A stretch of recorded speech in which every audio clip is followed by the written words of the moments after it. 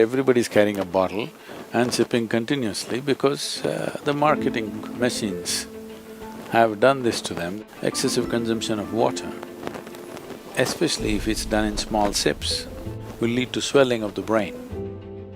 At the same time, when you need water, if you don't drink, it'll cause damage to the system. It is not just about drinking liquid water, you must eat high water content foods.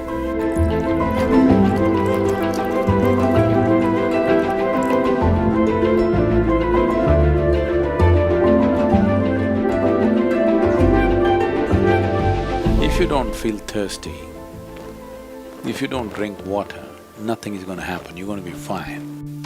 It's only in America, in cold climate, everybody's carrying a bottle and sipping continuously because the marketing machines have done this to them that they must drink lots of water.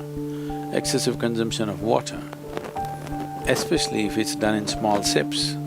Body absorbs, when it absorbs the sodium levels, which are very delicately balanced, will drop. The rest of the body also is affected but may not be so noticeable, but in the brain, sodium levels dropping will lead to swelling of the brain. This does not mean your brain is growing.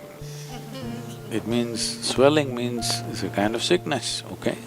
Not expansion of the brain, it's swelling up because of lack of sodium content.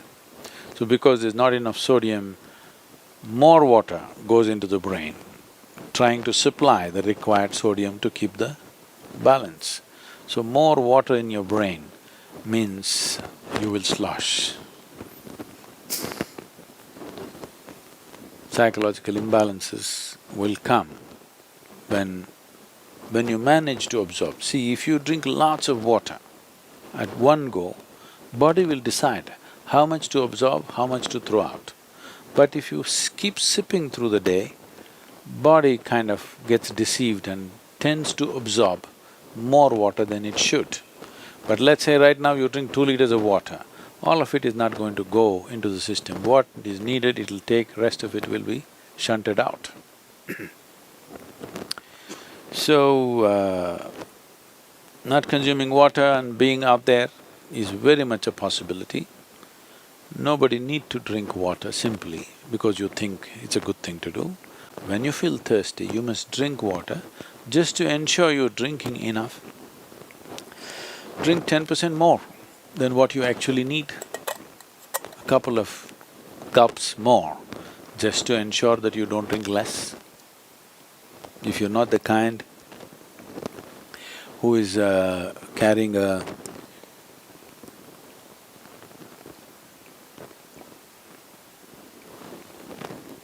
water bottle with you every minute of the day, then it's good to drink little extra water so that when the need comes, you have a certain amount of time before you can drink, that it's not an emergency.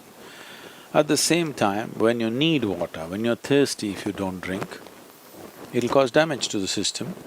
I would say,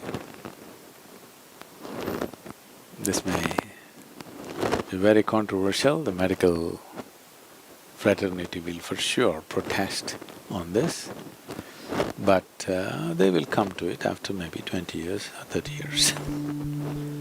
I would say if everybody consumes good water in sufficient quantity, 50% of the heart attacks in the world would come down.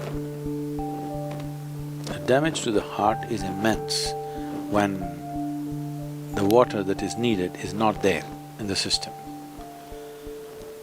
But when I say water, it is not just about drinking liquid water, you must eat high water content foods.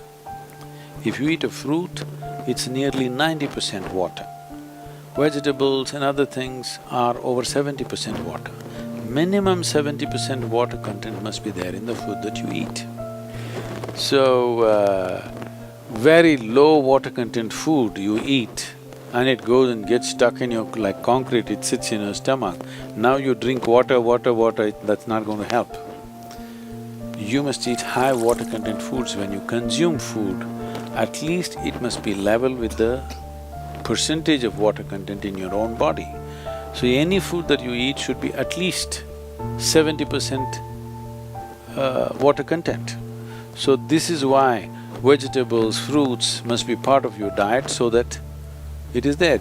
Not consuming water in certain situations is okay, but if there is an indication of thirst, you must drink water. It's very necessary that you must drink water when there's an indication of thirst, because body has its own way. When it indicates you need water, you must give it water within 20 minutes or at least at the most half an hour. You must drink substantial quantity of water. If you drink enough water, then body will choose how much to take, how much to reject.